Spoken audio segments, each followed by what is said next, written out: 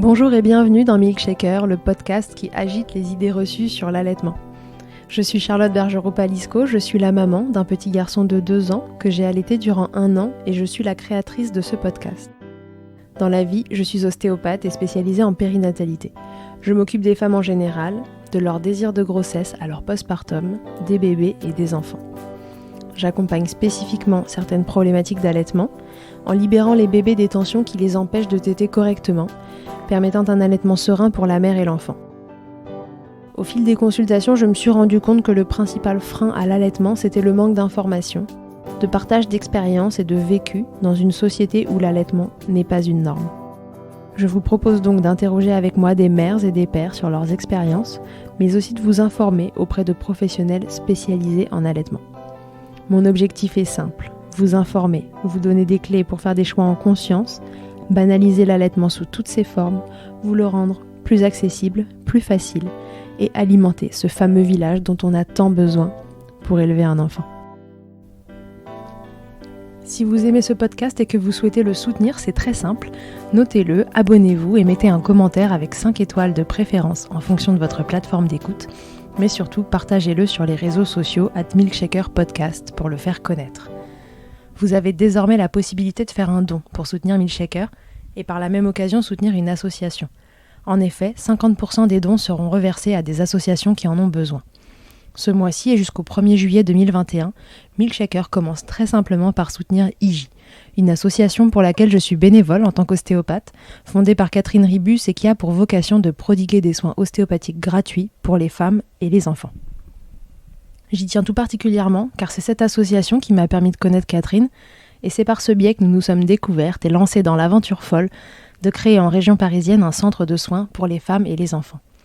Pour plus d'informations et pour faire un don, rendez-vous donc sur mon site internet charlotte-bergerot.fr, rubrique Milkshaker. Et comme il se dit couramment que c'est avec de petits ruisseaux qu'on fait de grandes rivières, je vous précise qu'il n'y a pas de petits dons. Et maintenant, place à l'épisode.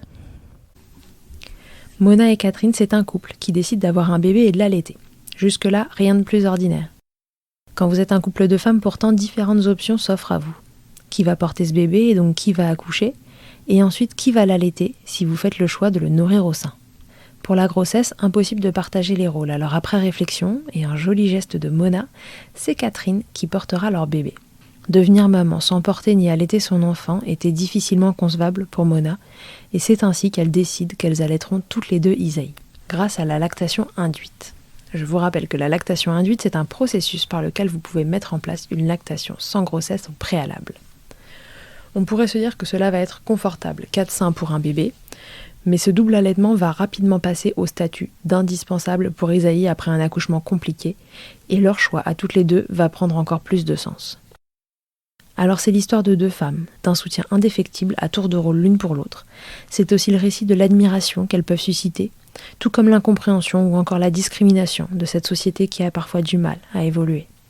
Elles vous raconteront mieux que moi, et ça va milkshaker comme jamais. Belle écoute.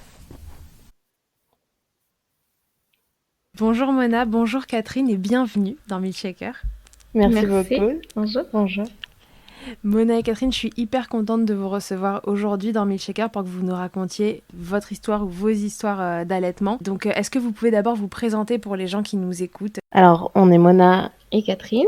On est mariés depuis 2 ans et on s'est rencontrés il y a 7 ans. On a un petit garçon qui s'appelle Isaïe et ensemble, on a une maison d'enfants au Népal et donc on gère une grande famille d'enfants.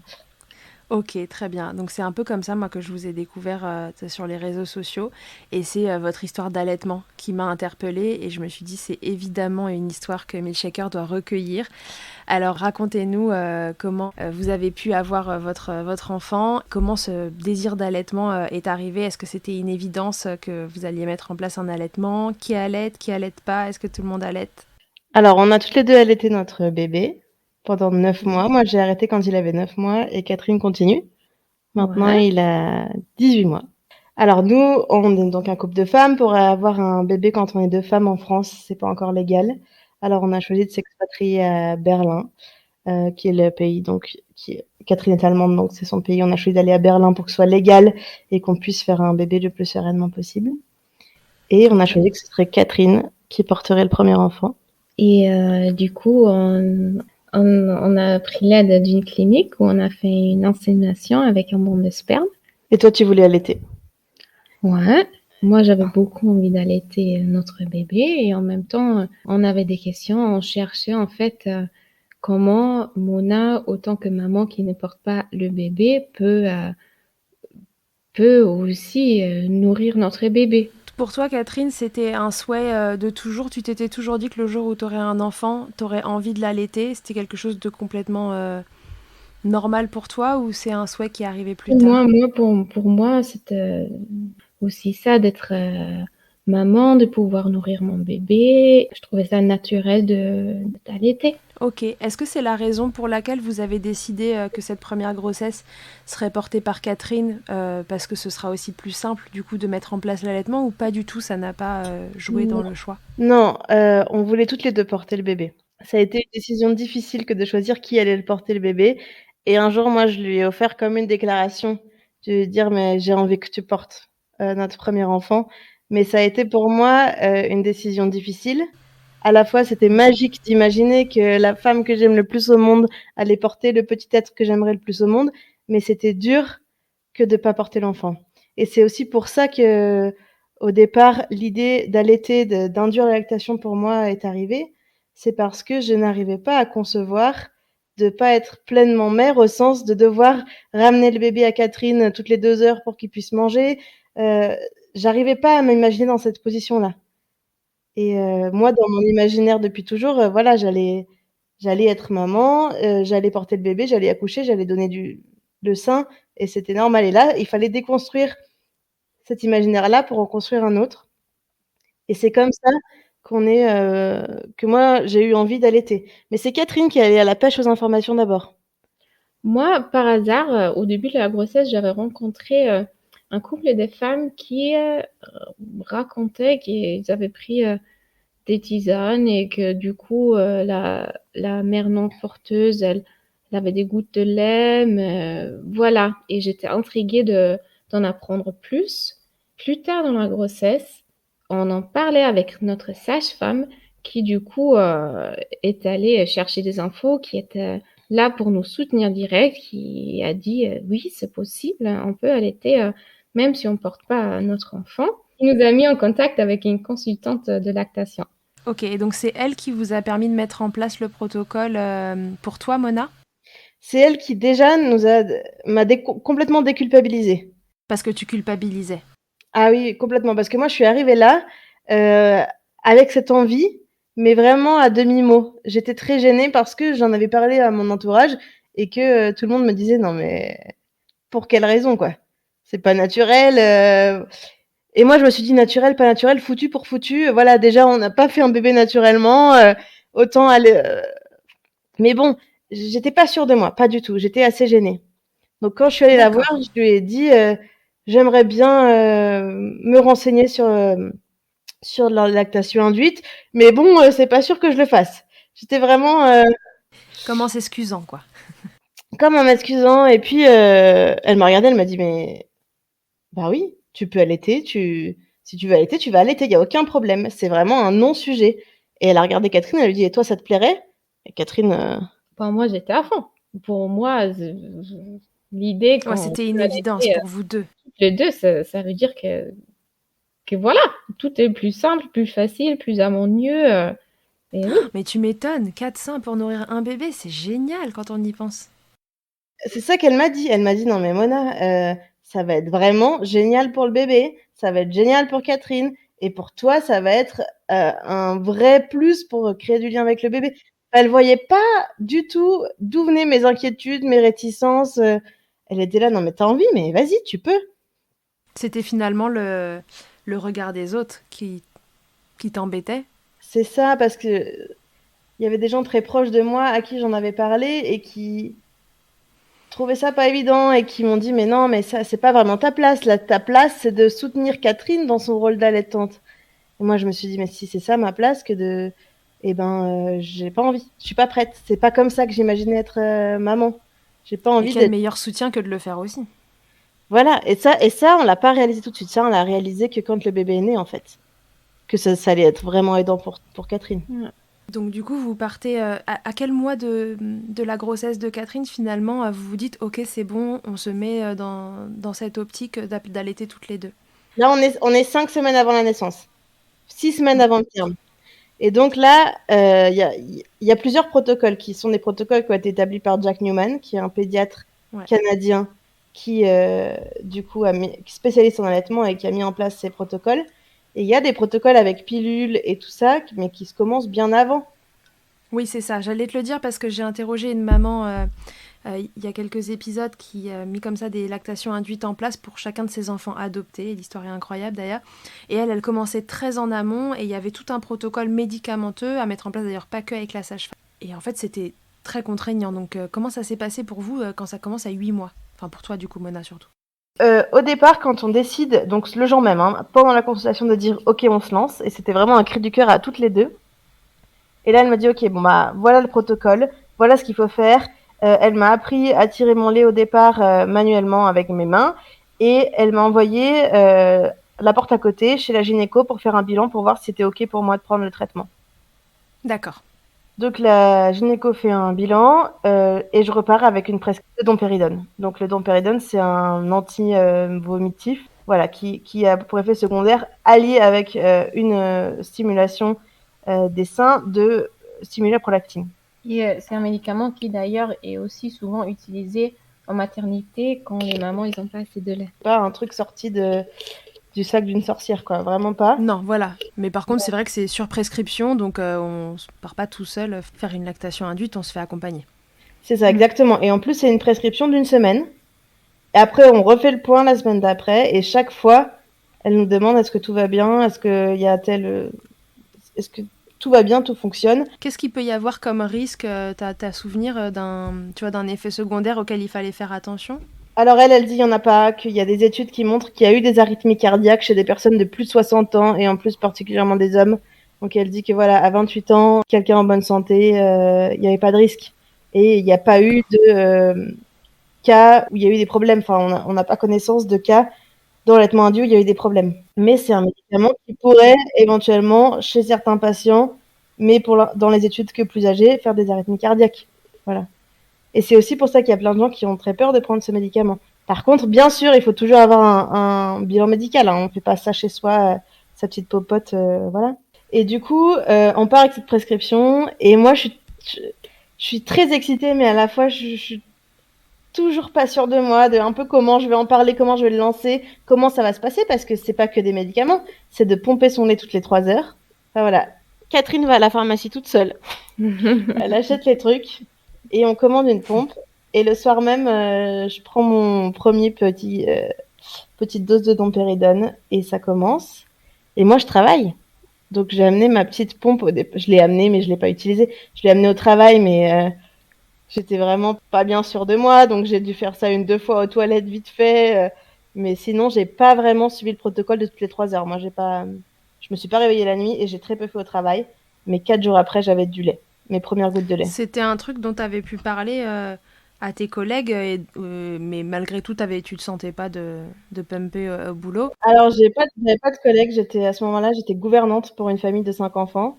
Les parents de cette famille étaient hyper soutenants dans tout, mais j'étais quand même gênée, même si c'est des gens extraordinaires qui ont été nos anges gardiens de la naissance, de la grossesse, de tout ça, vraiment. C'est des gens qui ont eu 5 enfants, qui savent tous qu'on a besoin quand on a un enfant. Donc, ils étaient très soutenants, mais c'était quand même gênant. Donc, j'ai très peu fait ça. Et j'avais aussi pas beaucoup de temps au travail. Enfin, j'étais pas encore maman, j'allais pas dire oui, vraiment, je prends mon temps pour tirer mon lait. Donc, on a commencé comme ça, encore en marchant un peu sur des œufs, quoi. Sans trop en parler, sans trop...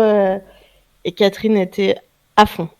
Elle m'a amené de l'eau, elle me préparait des limonades, des smoothies pendant que je pompais mon lait à la maison. Oui, parce qu'il fait quand même de pomper toutes les 3 heures, même si pendant le travail et tout, c'était compliqué. Les week-ends, on a quand même essayé de pomper un maximum. Du coup, moi, j'ai dit, écoute, pendant que tu pompes, je te fais des massages, je te fais ça.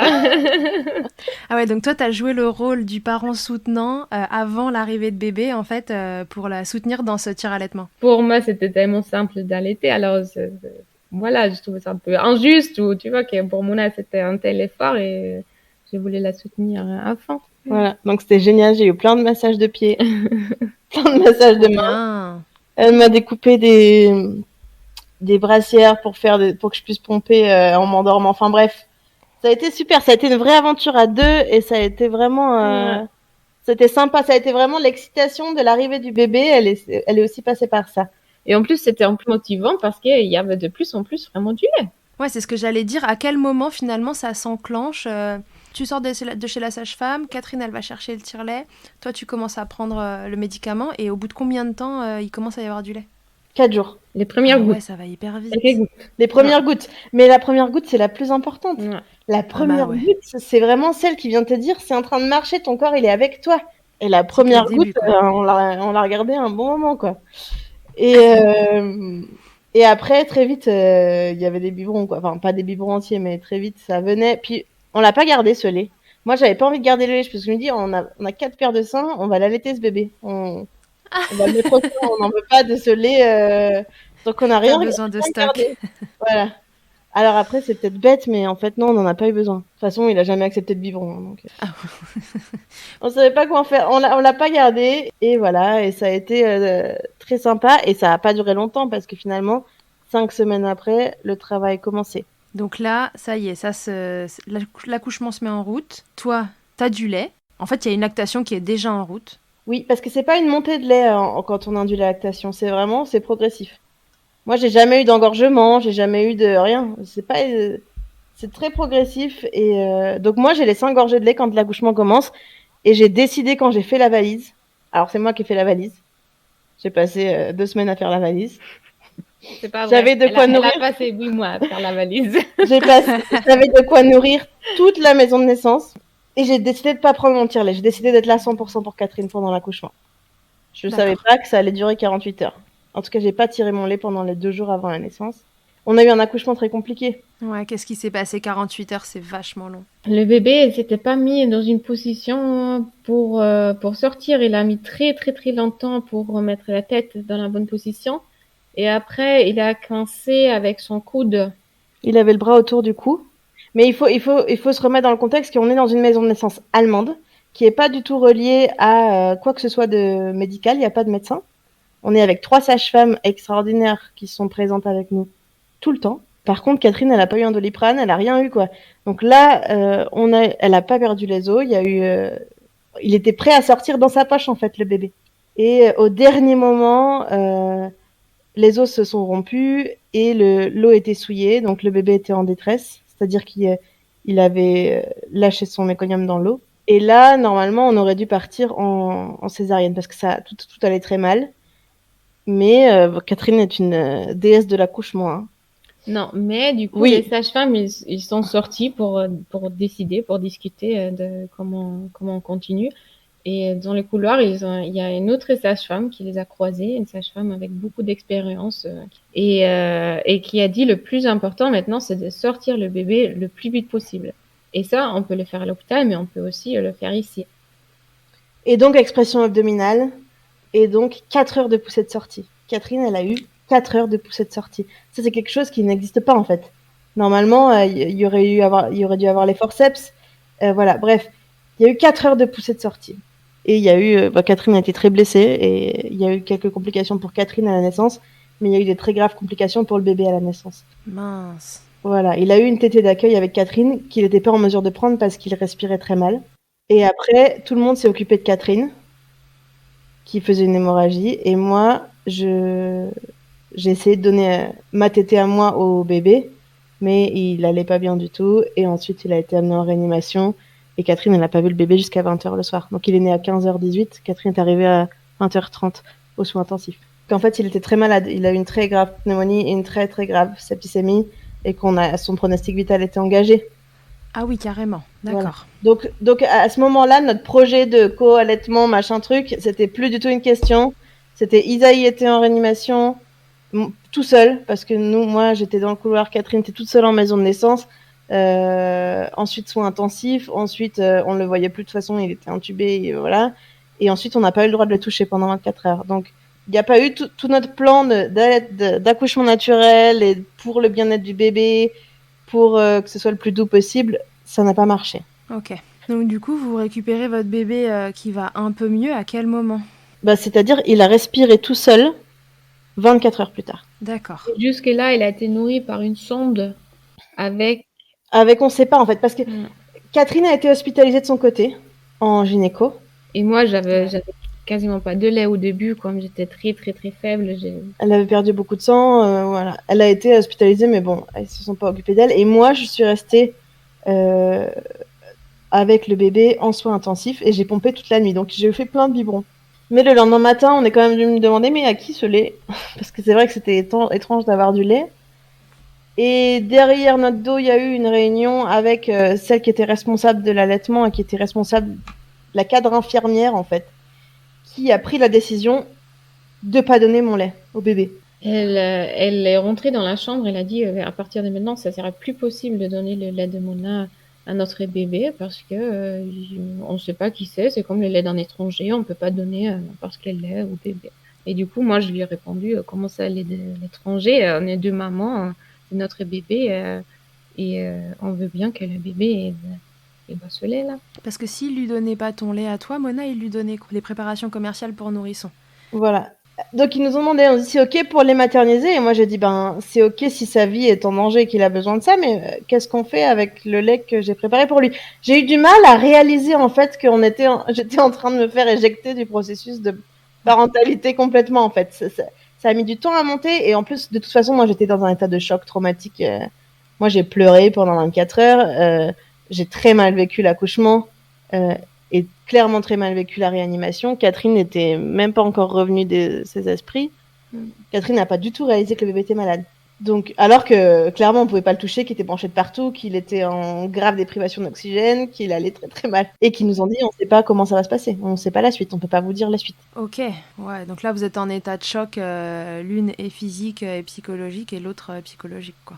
Et du coup, nous, on n'a rien dit. On s'inquiétait aussi que si on dit quelque chose, que ça a des conséquences pour notre bébé, qu'il s'en occupe moins bien, ou voilà. Et moi aussi, on m'avait déjà dit qu'en fait, en théorie, j'avais pas le droit d'être là, que c'est réservé aux parents. Et moi, ils avaient quand même dit que ils me considéraient pas comme les parents parce que j'avais aucun droit sur l'enfant au niveau légal. Il faut les adopter, nos bébés. Donc c'était un climat comme ça extrêmement tendu. On savait pas si le bébé vraiment allait survivre. On savait pas comment ça. Voilà. Et donc moi, j'ai pas lâché le bébé. Je suis restée à côté tout le temps, presque. Oui, donc à cet instant-là, tu te dis, bon, mieux vaut qu'il lui donne de la préparation commerciale pour nourrissons et que juste... on a quand même dit non, finalement. Non, j'ai quand même dit non. J'ai quand même dit non parce que Catherine n'était pas avec moi à ce moment-là et que je trouvais que c'était une décision qui se prenait à deux. On avait tellement... En fait, on avait assez de lait disponible, j'arrivais pas à comprendre. Et là, ce qui s'est passé, c'est que nos sages-femmes de la maison de naissance, elles ont eu vent de notre situation, qu'on était en train de se faire complètement discriminer, mais nous, on s'en rendait presque pas compte. Et elles se sont battues en interne. Donc, il y a eu plein de coups de fil qui ont été passés à la direction, au service. Elles sont venues me chercher, elles m'ont fait une prise de sang pour prouver que j'avais pas le sida. Donc, elles m'ont fait ça dans un couloir de la maison de naissance. Enfin, vraiment... Et le lendemain, on est venu nous dire, ok, on donne ce lait. Par contre, on veut pas que tu le mettes au sein. Parce que maintenant, il avait plus de sonde. Donc, Catherine a pu commencer à lui donner son lait à elle. Il a pris, donc elles nous ont beaucoup aidé pour le mettre au sein parce qu'Isaïe était complètement sonné. Et après, moi, elles ont dit, bah, ok, Catherine n'a pas de lait, donc toi, on va lui donner ton lait, mais on ne le met pas au sein, c'est le biberon. Parce que de maman, c'est beaucoup trop stressant. Il a déjà beaucoup de stress, il faut qu'il guérisse, donc on lui donne le biberon. Donc en fait, ils ont pris mon lait, donc je tirais mon lait et ils lui donnaient au biberon. Et là, je comprenais pas pourquoi, parce que j'arrivais pas à comprendre. Pourquoi ce bout de plastique dans sa bouche donnait même pas par mois, parce qu'au départ, en fait, elle nous laissait très peu le toucher, en fait. Hein. Si on avait un deuxième enfant, on ferait différemment, mais là... Non, mais là, tu te laisses porter, t'es choquée de toute façon par ce qui vient de se passer, en plus. C'est ça. Et donc, il prenait mon lait au biberon. Première fois que j'ai eu le droit de le prendre, qui s'est mis à respirer, tout seul. Et qui était vraiment apaisé. Donc, je me suis dit, c'est bizarre qu'elle se dise que moi, je cause du stress au bébé, parce que... Qu'est-ce que tu as eu l'impression qu'il y avait en fond, finalement? Tu as l'impression qu'est-ce qui se jouait il y avait de l'homophobie très grave de la part de cette dame, cette chef de service.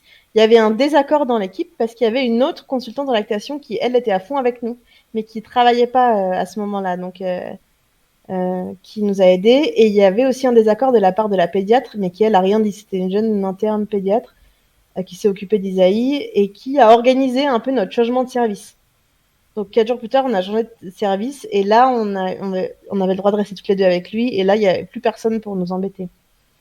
Mais c'était la personne qui était visiblement très homophobe qui Vous mettez des bâtons dans les roues finalement. Voilà. Et elle n'était pas que homophobe, parce qu'à un moment donné, il y avait une petite fille qui avait fait un dessin avec le prénom Isaïe et puis plein d'étoiles. Et elle commence à me parler, puis elle se rend compte que je suis française. Elle me dit « Ah bon? Mais vous n'êtes pas juive? Mais ça va alors ?» Et là, moi, dans ma tête, je me dis « Mais attends, mais la fille, elle est antisémite et homophobe, mais c'est encore plus grave que ce que j'imaginais, quoi. » Donc, j'ai pas répondu à ça, évidemment.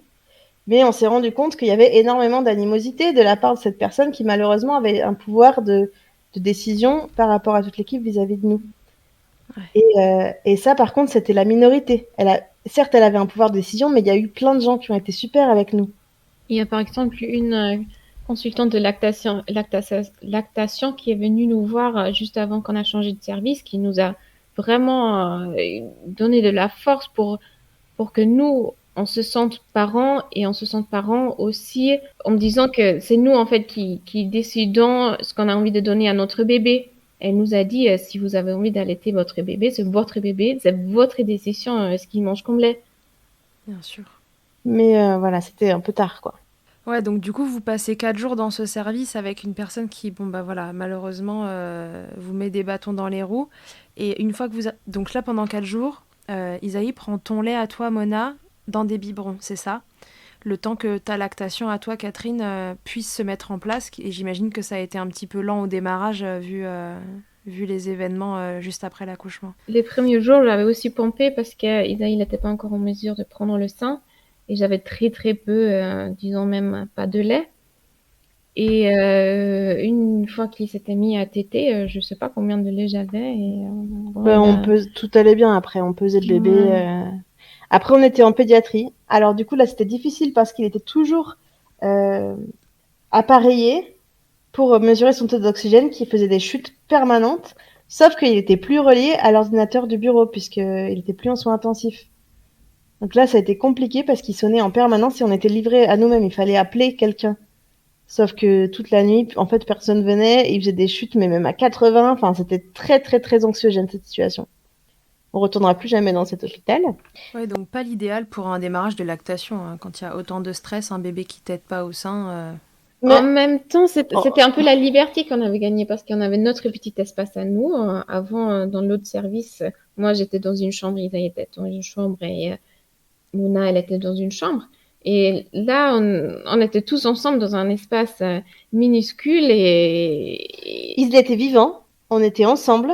Plus rien ne pouvait nous atteindre, en fait. C'était vraiment... C'était très anxiogène, mais ça allait. Et moi, j'ai pu mettre Isaïe au sein pour la première fois à ce moment-là, caché dans le service. Alors, Catherine, elle guettait un peu voir s'il n'y avait pas des infirmières. C'était ridicule, hein. Voir s'il n'y avait pas des infirmières qui arrivaient, voilà. Et j'ai fait mon premier pot à pot, parce qu'avant, en soins intensifs, elles avaient dit non. Elles avaient dit ça, c'est que pour les mamans. Et donc, j'ai fait mon premier pot à pot avec mon fils. Et lui, il a pris ça, mais vraiment comme... tout naturellement, il s'est endormi, il était bien, il nous montrait qu'il était bien avec nous. Donc là, en fait, on le laissait plus dans la couveuse. On était toutes seules, livrées à nous-mêmes, on faisait ce qu'on voulait. Il était sur nous en permanence. Et voilà, c'était le début quand même de la liberté, même si après, il y a eu d'autres problèmes. Il a convulsé, enfin bon. Mais c'était notre cocon à 3 qui démarrait quand même. Donc Catherine, toi, à ce moment-là, t'as pompé combien de temps avant de pouvoir le mettre au sein? Pompé encore, mais en fait, on essayait, on faisait un peu n'importe quoi. On le mettait au sein, on pompait, on essayait, parce que normalement, il y a un protocole après la naissance pour le co-allaitement. C'est-à-dire que quand l'une donne, l'autre doit pomper. Donc on a fait ça un peu au début, mais en fait, finalement, on a très vite lâché, on s'est très vite dit, mais en fait, ça marche. Catherine, sa montée de lait est arrivée, ça allait à peu près au niveau du lait, et on a lâché, en fait, tous les protocoles. On a fait comme on voulait, donc c'était à qui avait le sein plein. On n'a plus jamais tiré après ça. Donc on a peut-être fait les premiers jours, mais après on n'a plus jamais fait. Ok, donc là, dès que vous arrivez en pédiatrie et que vous êtes à peu près tranquille et que vous êtes tous ensemble, c'est parti pour de l'allaitement exclusif au sein. Voilà. Est-ce que ça a été facile pour Isaïe de prendre le sein? Est-ce que ça a été une évidence ou est-ce qu'il y a eu des difficultés au démarrage, des douleurs pour l'une ou l'autre ou les deux? Ben, non, démarrage avec Catherine, oui, ça a été difficile, mais ça, c'était encore en soins intensifs. Arrivé en pédiatrie, quand il prenait bien avec Catherine, il a très bien pris avec moi. Et il n'y a plus eu aucun problème au niveau de l'allaitement. Qu'est-ce qui était difficile au démarrage? C'est qu'il n'était pas bien, il était encore très fatigué, il avait du mal à s'accrocher. Ils lui ont donné un peu de sucre pour qu'il comprenne. Enfin, ils ont essayé de lui faire comprendre comment ça marchait de téter, voilà, mais ça a pris quoi, 3/4 d'heure et après c'était bon. Hein. Et là, on était avec la géniale, avec la consultante en lactation qui était à fond avec nous. Donc c'était un plaisir, même si ça marchait pas, ce moment-là, c'était quand même la fin de la sonde, voilà. Et après, moi, il a pris tout de suite et après, il a plus jamais, et il a jamais fait de différence. Il était content avec n'importe quel sein. Oui, c'est ce que j'allais vous demander. Est-ce que vous aviez l'impression qu'il y avait des choses différentes entre un allaitement et l'autre? Enfin, en fait, c'est le même allaitement, mais d'une personne à l'autre, d'un sein à l'autre. Ben, pour toi, c'était beaucoup plus rapide que pour moi. Catherine, elle faisait tétée de 15 minutes. C'est vrai. Mes tétés, c'était plus court. Je pense que mon lait, il coulait plus vite. Il s'étouffait un peu au début même. Ouais. Et moi, c'était des tétées très longues. Moi, j'allaitais pendant 1 heure. Et voilà. Et à la fin, il était rassasié pareil, mais c'était pas le même fonctionnement. Et lui, ça lui allait très bien. Lui, Est-ce que c'était peut-être lié au fait que, tu sais, toi, comme tu le disais tout à l'heure, Catherine, avec la lactation induite, ça se met en place vraiment tranquillement par palier. Et sur une lactation après grossesse, il y a un moment, il y a une montée de lait, en fait, où les seins sont vraiment gorgés. Est-ce que c'était dans cette période-là, du coup, que ça allait vite parce que ça coulait vite et qu'après, ça s'est calmé, ou c'est un rythme qui est resté après et que ça a toujours été plus vite de ton côté, Catherine? J'avais toujours beaucoup de lait, en fait. Et il tète pas longtemps. Il tète 10 minutes et après, il est bien. Il a assez bu. Et moi, c'était toujours des longues tétées. Ouais. Non, c'était comme ça. Et ça nous allait bien, en fait. Mais du coup, on a eu un enfant qui, dès qu'on est rentré à la maison, donc 9 jours après. 8 jours. 8 jours après. Ouais. Dès qu'on est rentré à la maison, on a eu un enfant qui était extrêmement satisfait, quoi. Donc, il était très souvent au sein de l'une ou l'autre, mais il a quasiment plus jamais pleuré. Et il a sûrement jamais pleuré de faim. Il avait toujours assez de lait. Jamais pleuré parce qu'il avait faim, ça c'est sûr. Il était très très apaisé. Très très apaisé. Est-ce que vous aviez défini, je sais pas, une sorte de rythme à tenir entre l'une et l'autre pour que ce soit à peu près égal, pour que les lactations s'entretiennent, ou juste parce que c'était un souhait que ce soit complètement égalitaire, ou non, juste vous vous êtes laissé porter, toi t'es là, après c'est ton tour, comment vous avez fait? Alors, déjà la nuit, on s'était partagé la nuit, ça veut dire que Mouna, elle faisait la première partie, moi j'ai pu dormir, et après moi j'ai fait la deuxième et on a fait l'inverse. Ça c'était génial parce que ça nous a permis à l'une et à l'autre de quand même dormir un peu. Et après la journée? Et la journée, on faisait vraiment à qui avait du lait, à qui en avait envie, à qui était prête, et on a suivi aucun rythme, on n'a rien calculé, c'était le plus naturel qu'il soit. C'était vraiment simple et sympa. Ok, et alors du coup, on s'en doute, mais c'était quoi le principal avantage à être deux, à pouvoir nourrir un bébé? C'est que l'une et l'autre, si on avait besoin de faire des courses, on a pu sortir sans qu'on s'était inquiété si le bébé va se réveiller, elle va avoir faim parce qu'on savait, oui, qu'il y a du lait à la maison. Mais c'était même pas ça. À la base, on n'est pas sorti faire des courses. À la base. Oui, c'est vrai. À la base, Catherine a eu des grosses complications postpartum. Et Catherine, elle était sur son camp du canapé, en fait, pendant bien 6 semaines. Voilà, elle pouvait pas se lever pendant 6 semaines. Ah ouais, quand même, 6 semaines, c'est hyper long. Ouais, donc là, t'étais alitée. Et moi, je pouvais la laisser dormir, je pouvais nourrir le bébé, je pouvais... Et puis Catherine, elle pouvait récupérer. On n'a pas eu des grosses crevasses énormes tout de suite. En fait, on s'est dit que si moi, j'avais pas allaité, personne n'aurait pu allaiter. Dans la situation dans laquelle on était. Ouais, ça a permis en fait d'avoir un allaitement tout court parce que toi, Catherine, t'étais pas du tout en forme et toi, toute seule, ça aurait pas été jouable. Ouais. Pas du tout. Parce que moi, j'avais pas la force de l'allaiter tout seul parce que j'étais très affaiblie encore bien après la naissance. Donc finalement, heureusement que vous aviez mis ce protocole en place. Ah mais heureusement. Heureusement. Ce truc qui devait s'avérer être un bonus et une façon pour toi d'être tu vois, en entier dans cette parentalité, dans cette maternité plutôt, en fait, c'est devenu indispensable. C'est devenu indispensable. Et en fait, moi, je me suis rendu compte à ce moment-là que, à la base, l'allaitement induit, je pensais que c'était pour moi, que c'était un besoin égoïste pour trouver ma place en tant que mère, parce que j'avais des inquiétudes par rapport à ça. Et en fait, ça s'est avéré que ça a été vraiment le game changer dans notre vie, parce que on avait besoin de pouvoir se relayer, mais à 100% avec ce bébé pour que ça aille bien. Et c'est grâce à ça qu'on a eu le moral, qu'on n'a pas... Isaïe a encore fait des convulsions pendant 1 mois, c'était quand même inquiétant. Voilà, on avait besoin de pouvoir être une équipe à 100%. Au bout de combien de temps tout le monde a été mieux? 1 mois. Parce que c'est long, 1 mois. 1 mois. Deuxième hospitalisation, il avait 1 mois.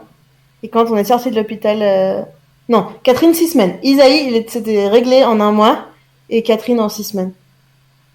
C'est ça? Ouais. On avait... Toutes ces complications, elles étaient liées à l'accouchement en lui-même? Oui. Moi, j'avais une énorme blessure qui a fait que pendant longtemps, j'ai pas pu m'asseoir, j'ai pas pu marcher, j'étais allongée. Et puis, tu avais perdu beaucoup de sang et t'as pas été transfusée. Et puis... Enfin, voilà. Et par contre, en Allemagne, il y a un système où il y a une sage-femme qui peut venir chez toi tous les jours.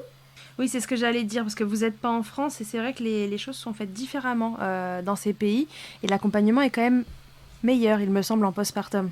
Ah oui, là, raconte Kerstin, ce qui a sauvé... En fait, cette sage-femme, elle a sauvé notre postpartum. Elle en a fait, en fait, 6 semaines de joie, malgré tout ce qui nous arrivait. C'était 6 semaines qui ont été géniales, mais grâce à elle. Elle est venue au début tous les jours, et après, tous les 2 jours... Et elle s'était installée là, chez nous. Elle nous a parlé, comment ça va. Elle a trouvé les bonnes questions pour vraiment comprendre comment on va. Et elle a pris tout le temps du monde pour voir comment elle va le bébé, Mona, moi. On sait même pas ce qu'elle a fait en fait. Juste, elle était là. Et puis, elle était payée 20 minutes, mais elle était là 2 heures. Et elle a réussi à nous faire verbaliser tout le traumatisme qu'on avait toutes les deux pendant l'accouchement, sans qu'on s'en rende compte. Mais quand elle était là, tout allait bien, quoi.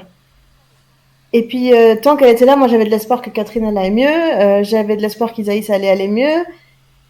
Et elle était là. Et d'ailleurs, elle est toujours là. C'est-à-dire, maintenant, on habite en France, mais dès qu'on a un problème, on lui envoie un message, elle répond tout de suite. Elle est là, quoi. C'est un peu une... Et puis, il y avait, du coup, moi, mes patrons, la famille pour qui je travaillais, qui étaient là, qui nous ont amenés à manger, qui nous déposaient des petits déjeuners, qui étaient très présents émotionnellement avec nous. On a eu notre petit village qui a tout changé, en fait. Ok. Ouais, et ça, ce village, il est hyper important autour de l'allaitement aussi pour le maintenir, parce que j'imagine que pour toi, même si physiquement t'allais bien, cette situation avec un bébé qui a encore des problèmes, Catherine qui était alitée, voilà, c'est pas non plus l'idéal. Finalement, ça a dû beaucoup reposer sur toi. Ouais, moi, j'étais très, très inquiète tout le temps de ce qui allait nous arriver, en fait. J'en revenais pas. Je pensais vraiment que tout irait, mais bien, j'étais pas prête. Pourtant, moi, pour Catherine, qui voulait un accouchement 100% naturel, j'ai fait une formation de doula pour elle. Donc moi, je faisais ma formation de doula, j'étais très informée, mais j'étais pas prête au choc émotionnel que ça pourrait être. Et que ça pouvait être. Et du coup, moi, j'étais très inquiète pour Catherine, qui en plus avait pas envie d'aller voir des médecins. Enfin, c'était très pesant. Et puis, à un moment donné, tout allait mieux, quoi. 6 semaines. Est-ce que quand dans ces moments pesants, question de laisser tomber l'allaitement s'est posée ou pas du tout? Pas du tout, parce que c'était le truc qui marchait bien, qui posait pas de... Moi encore, ça me semble plus compliqué d'aller chauffer du lait pour faire des biberons que de mettre le bébé au sein. Ouais, c'était le point d'ancrage, le truc qui fonctionnait. Ouais, ça marchait hyper bien. Et du coup, moi, alors à 6 semaines, on a décidé, alors Catherine, elle pouvait toujours pas s'asseoir, mais on a pris l'avion, on est allé voir ma famille en France. Et moi, j'avais tout annulé, et ça a été vraiment la décision de Catherine de dire non, mais on y va, là, j'ai besoin de... En fait, on avait besoin de présenter ce bébé dans la joie, parce que Isaïe, il est né, personne n'a crié de joie, quoi. Tout le monde était extrêmement inquiet, est-ce qu'il va vivre, est-ce qu'il va pas vivre, et ça a été très dur pour moi que ce moment, il n'ait pas existé, ce moment d'accueillir l'enfant dans toute une famille, dans le bonheur, c'est le premier enfant partout, hein. C'est le premier enfant de sa génération, de tous nos côtés. Et voilà. Et donc, on a pris l'avion et on est allé en France. On a fait une surprise. Et à partir, en fait, de ce moment-là, tout allait mieux, quoi. Ouais. De changer l'environnement, de voir la joie de la famille, d'être entouré par... Isaïe a pas pleuré pendant une semaine entière quand on était en France. Et c'était vraiment trop bien de repartir sur ces bases-là. Sur ça y est, il est présenté, il fait partie de cette famille-là, il va bien, Catherine va mieux, on commence, quoi. C'était une deuxième Voilà. naissance. Et après, moi, je reprenais le travail, par contre. On est éducatrice, mais là, moi, en Allemagne, j'étais gouvernante pour une famille de 5 enfants et Catherine est éduque en crèche. Moi, je reprends le travail quand il a 6 ou 7 semaines, ouais. Déjà, normalement, j'avais que 11 jours de congé. Mais la famille pour qui je travaillais a dit non, mais de toute façon, je ne pouvais pas revenir. C'était impossible de laisser Catherine toute seule. Elle ne pouvait pas se lever, quoi. Donc, à 7 semaines ou 6 semaines, j'ai repris le travail. Et Catherine, en fait, venait à mon travail, passait des heures là. Moi, je pouvais l'allaiter, du coup. Et Catherine est restée là sur le canapé. Et on était beaucoup ensemble, quand même. Vous êtes juste déportés de maison. Ouais, mais vraiment, ça s'est passé comme ça. Et il y avait un bébé aussi à mon travail ce petit bébé est tombé en amour pour Isaïe. C'était beau, tout marchait bien. Et là, mes patrons ont été, je dis mes patrons, c'est des amis maintenant, hein, mais ont été très soutenants là-dedans pour que Catherine soit pas seule à la maison, pour qu'Isaïe puisse continuer à allaiter. Ça s'est bien passé. C'était fatigant pour moi parce que je travaillais beaucoup, mais ça s'est bien passé. Ce qui était intelligent de leur part, puisque de toute façon, toi, tu avais profondément besoin d'être auprès d'eux. Il valait mieux que tu sois là une partie du temps. Enfin, finalement, ça arrangeait tout le monde si vous pouviez être et ensemble, et toi qui travailles. Ouais. Et ils étaient remplis d'amour, en fait, pour nous. Et ils ont souffert avec nous quand on n'allait pas bien non plus. C'était sympa. C'était vraiment... Ouais. C'était un peu des anges gardiens de Exactement. ce postpartum. Ah oui. Elle était là quand Isaïe est né et qu'il est arrivé en soins intensifs. Elle était là. Elle est rentrée en pleine nuit dans le service de néonat sans que personne la voie. Et elle m'attendait avec le panier de nourriture, des habits, des sous-vêtements. Parce qu'à la maison de naissance, on aurait dû rentrer dans la nuit à la maison. On n'avait pas du tout prévu de rester. On n'avait pas de valise pour la maternité en chambre. Et ouais. Et elle a tout préparé. Elle était là. Et c'était hyper important pour moi. J'ai des bras dans lesquels tomber à ce moment-là. Puis elle était là 10 minutes. Elle a trouvé une façon d'être là sans être intrusive. Juste être ce soutien qui te permet de continuer de rester debout et d'avancer. Voilà. À quel moment, toi, Catherine, donc tu vas mieux et vous pouvez, tu vois, toi, être avec Isaïe et Mona aller au travail sans vous. À quel moment tout ça se stabilise vraiment? Ça a commencé les vacances qu'on avait fait en France et où on était entouré par de la famille et ça commençait doucement à aller mieux. Et ça m'a donné l'espoir que à la fin, ça ira mieux. Parce que moi, je m'étais inquiétée que ça ira jamais mieux, comme ça a pris tellement de temps.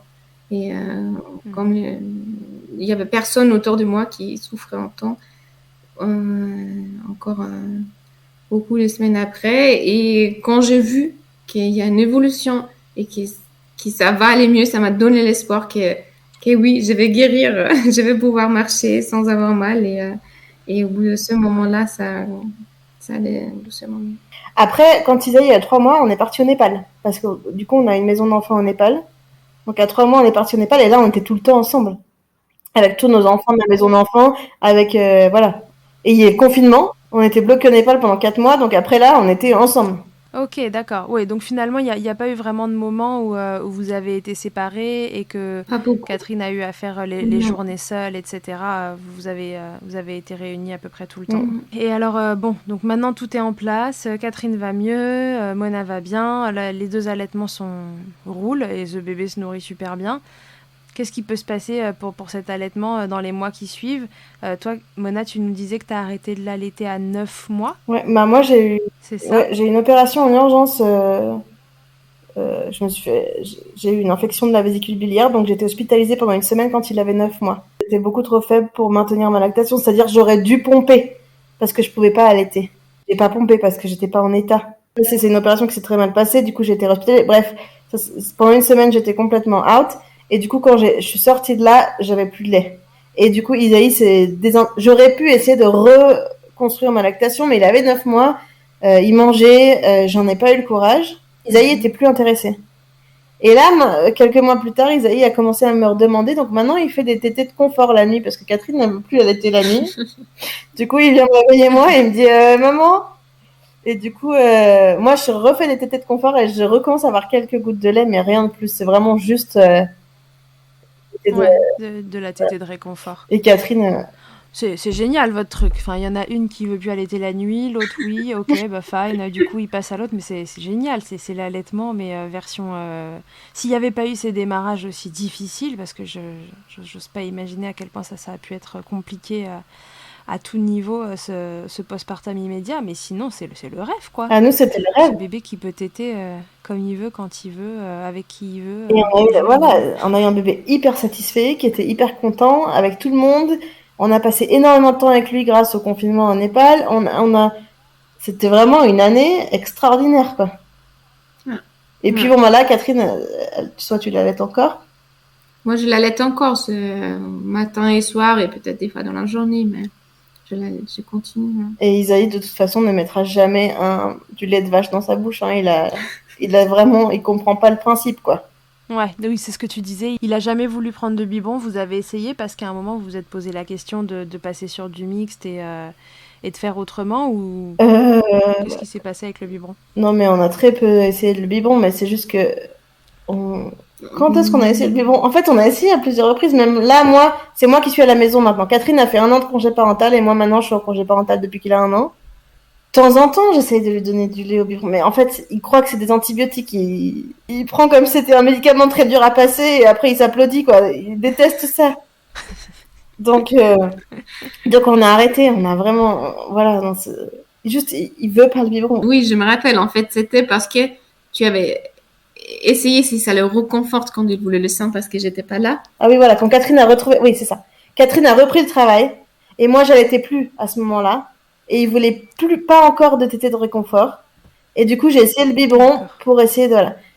Alors, avec le lait, ça n'a jamais marché. Avec du jus d'orange, il l'a pris. Mais moi, j'avais pas non plus envie qu'il se fasse des biberons de jus d'orange, voilà. Donc juste, voilà. Il prend pas de biberon, il prend pas de tétine. Et tout va bien, en fait, ouais.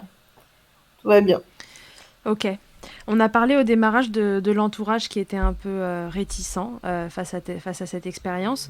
Comment ça a évolué après? Une fois que tout ça était en place, qu'ils vous ont vu heureuse là-dedans, heureux tous les trois, et que finalement, enfin, ça a l'air d'une simplicité sans nom quand on vous en entend parler, encore une fois passé ce postpartum compliqué. Alors, est-ce que leur regard, il a changé autour de tout ça? Qu'est-ce qui s'est passé? Tout de suite. Tout de suite, tout d'un coup, tout le monde trouvait ça génial. Ah mais vraiment, on n'a plus eu aucun problème après. Mais tout de suite, les gens étaient fascinés, trouvaient ça extraordinaire. On n'a plus du tout eu de reproches. Toi, ça t'a fait du bien, Mona? Ben, disons que du moment où j'ai commencé à allaiter, je prenais le choix de pas m'en faire du regard des autres. Donc oui, ça m'a fait du bien, mais c'était plus un sujet. On était bien ensemble. C'était déjà rangé de ton côté. Voilà. Et après, ça nous amusait un peu d'allaiter Isaïe, par exemple, dans un café et de passer un à l'autre parce qu'on a vu que les autres, ils ont regardé un peu. Et des fois, les gens, ils nous posent la question, qu'est-ce qui se passe? Ouais, on fait un peu d'éducatif sur le sujet. Là, vous êtes rentrée en France depuis combien de temps? Depuis novembre. Quand il a eu 1 an. Depuis novembre. Ok. Quand vous disiez dans les cafés, on le faisait passer d'un sein à l'autre, est-ce qu'en Allemagne, la vision de l'allaitement, elle est différente en France? Moi, en Allemagne, je me sentais beaucoup plus à l'aise d'allaiter en public. En Berlin, je trouvais que ça choque personne, que c'est normal. On voit les mères allaiter dans les cafés ou dans les parcs. Et ici, j'ai l'impression d'avoir un peu plus de regard. Peut-être c'est lié aussi au fait qu'ils aillent les plus grands maintenant. Mais en fait, il y a quand même un truc simple, c'est qu'en Allemagne, le congé maternité pour tout le monde, il est d'1 an. Donc c'est très normal pour plein de mamans d'allaiter pendant 1 an, qui choisissent d'allaiter. Alors qu'ici, les femmes doivent retourner au travail beaucoup plus vite. Et donc c'est beaucoup plus dur que de maintenir un allaitement au-delà des 3-4 mois. Du coup, de fait, c'est rare de voir en public un grand bébé être allaité. Mais toi, Catherine, en même temps, tu t'en fous, tu allaites partout. Ouais. Voilà, nous, on s'en fout. En même temps, on est toujours ensemble. Je pense pas qu'il soit possible qu'on se fasse agresser pour l'allaitement. Non, je vous le souhaite pas. Et puis voilà, moi je suis persuadée, et c'est un peu l'objet de Milkshaker aussi, mais c'est que plus on en voit, plus ça devient normal dans la tête des gens, parce que c'est avec la récurrence de cette prise de conscience qu'à un moment, le prisme change. Donc non, c'est allaiter partout, tout le temps, c'est militant aussi. C'est ça. Et puis en plus, on n'a pas fini. En fait, on n'a jamais eu de plan de combien de temps il sera allaité. Bah, maintenant, c'est surtout entre les mains de Catherine et Isaïe. Ouais. Mais on n'a pas de... On verra, quoi. Il n'y a pas d'objectif final. Non, pour l'instant, ça nous va. Et si un jour, ça nous va plus comme ça, on verra. Ok. Si jamais un jour, il y a un deuxième bébé qui arrive dans votre vie, alors c'est quoi le plan cette fois? Vous inversez la machine et c'est toi, Mona, qui porte et vous refaites cette lactation induite, vous savez pas. Bah, lactation induite, c'est sûr. C'est sûr que ça sera les deux qui vont allaiter le deuxième bébé. Et si c'est moi qui porte le bébé, ce sera beaucoup plus simple pour Catherine parce que ce sera une relactation. Donc elle aura même pas forcément de besoin de ça. Après, la question ou non du deuxième enfant, c'est une question très compliquée à laquelle on ne peut pas encore répondre puisque nous, on veut pas faire de bébé clandestinement à aller à l'étranger. On admire beaucoup ces familles qui font ces périples à aller faire des bébés en Espagne et au Portugal. Nous, on est rentrés en France aussi parce qu'on pensait que ça y est, la loi, elle allait passer, mais elle n'est pas passée, quoi. Et donc, pour l'instant, on est très bien à 3. On a toujours envie de dire, tiens, est-ce on aura un jour une petite frère ou une petite sœur pour Isaïe? Mais on ne sait pas trop comment on va faire. Mais, voilà. Mais si bébé il y aura 2 paires de seins. Ça, c'est sûr. C'est trop pratique. On change pas une équipe. Voilà. Ok. Est-ce que cette expérience d'allaitement, pour vous deux, elle a eu un impact dans vos vies perso et pro? Est-ce que ça a fait changer des choses? Est-ce que ça a fait bouger des lignes? Juste un truc, c'est qu'on en parle quand même beaucoup. Et dans notre entourage ou à mes collègues du travail. Et on partage ce savoir parce qu'il y a aussi beaucoup de couples, de femmes qui sont dans la même situation que nous, qui savent même pas que c'est possible. Et on a envie d'en parler d'un maximum pour permettre aux autres aussi de vivre une aventure comme ça. Après, personnellement, ça nous a peut-être amené à affirmer nos choix et à les faire vivre nos choix en tant que parents. C'est-à-dire que, voilà, d'assumer nos choix en tant que parents tout le temps. Et c'est vrai que ça, c'est tellement extrême dans la vision des gens que d'allaiter à 2 son enfant que peut-être que quand on en est là, bah, plus rien ne nous fait peur dans les choix qu'on fait en tant que parents et que après, ça a été très important parce que nous, quand on était au Népal quand il a eu 3 mois, pendant 4 mois, tous les magasins ont fermé. Si on n'avait pas allaité, on a eu des problèmes vraiment pour trouver du lait pour le bébé. Ouais.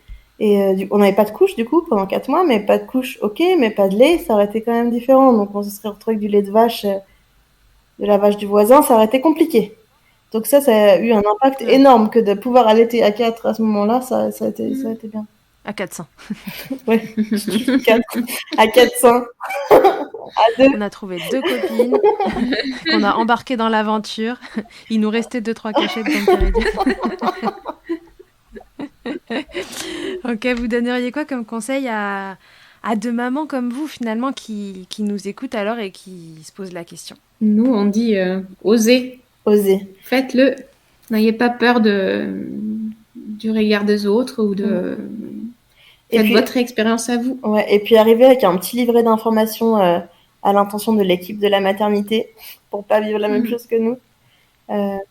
Mais vraiment, faites comme vous voulez et ne vous faites pas de soucis, quoi.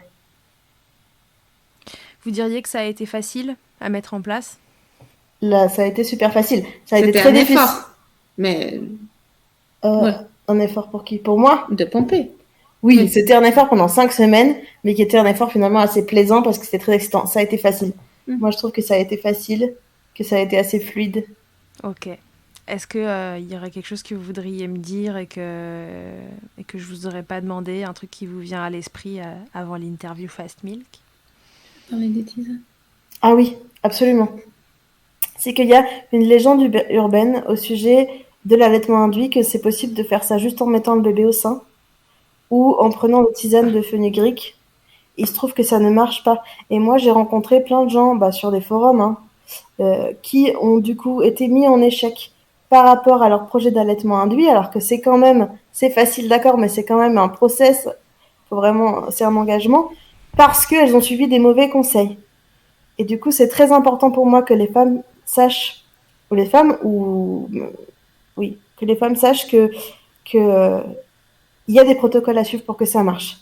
Il faut pas attendre la naissance. D'accord. Par contre, si on veut allaiter alors que l'enfant est déjà né, mettons, on a un enfant prématuré et on n'a pas encore lancé, c'est possible aussi. Mais il faut suivre les protocoles.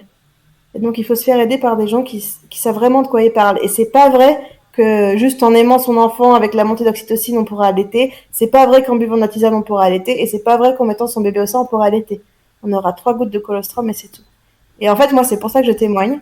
C'est pour que les gens qui se lancent se retrouvent pas en échec à cause de mauvais conseils. Oui, comme plus généralement, les gens qui se lancent dans l'allaitement se retrouvent pas en échec avec de mauvais conseils qui leur sont attribués dans les démarrages. Ok, donc le conseil c'est on se fait accompagner si on a envie de partir dans cette aventure. On fait pas le petit chimiste à la maison. Et on suit des protocoles qui marchent. Donc le protocole de Jack Newman. Vous êtes prêtes pour l'interview Fast Milk, les Allez. filles, avant qu'on se quitte?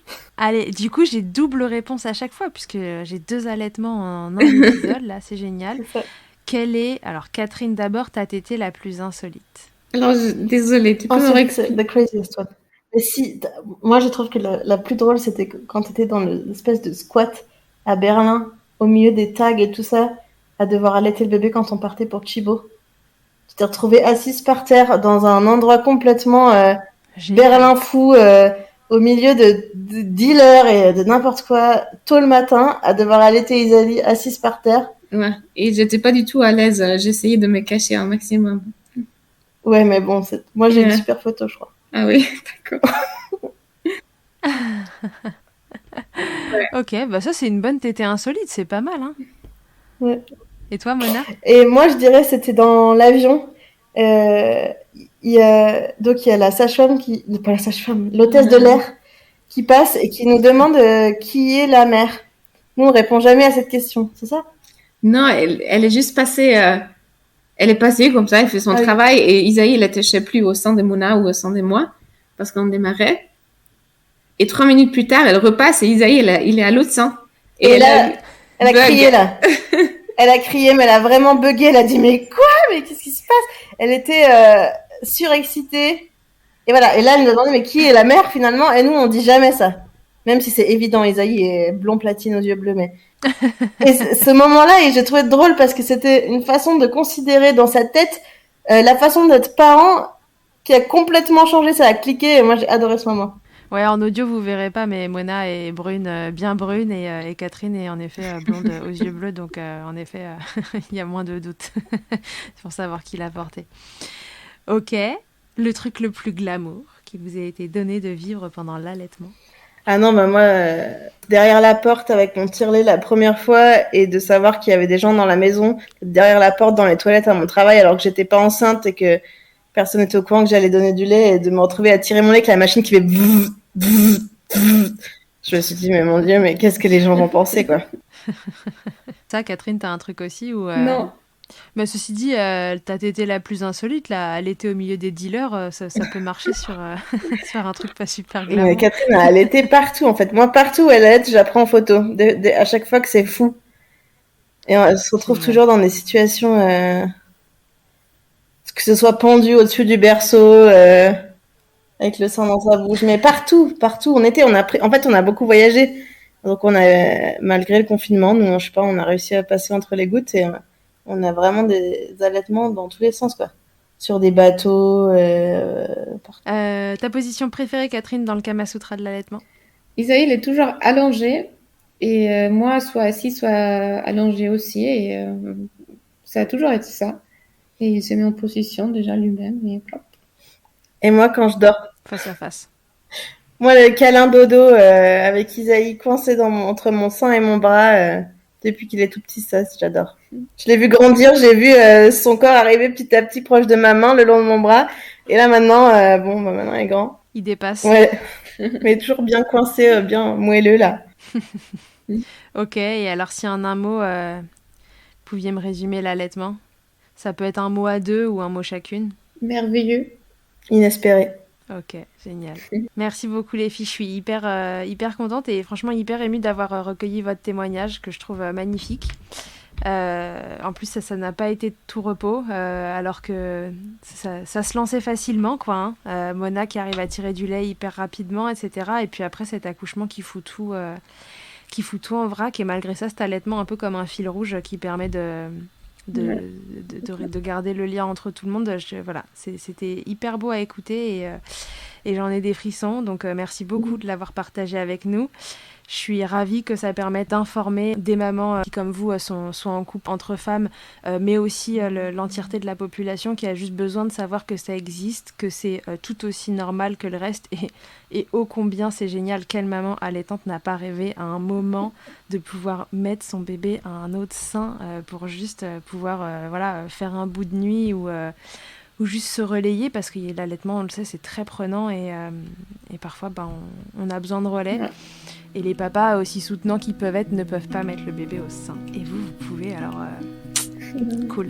Eh ben, merci beaucoup. Pour nous, c'est un plaisir de raconter notre histoire et on espère que ça pourra aider des mamans adoptantes, des mamans non biologiques ou des femmes trans. Ouais. Eh ben, j'en suis sûre. Ça va circuler. Alors, merci beaucoup d'avoir pris le temps d'en parler. Merci à toi. Je vous embrasse toutes les deux. Et puis, à tous et à toutes, je vous dis à très bientôt dans Milkshaker. Que ce soit votre première écoute ou que Milkshaker vous accompagne régulièrement, merci beaucoup d'avoir écouté cet épisode. Pour suivre l'actualité du podcast, ça se passe sur le compte Instagram du même nom ou sur mon site internet charlotte-bergerot.fr où vous trouverez tous les épisodes et la rubrique Milk Letters.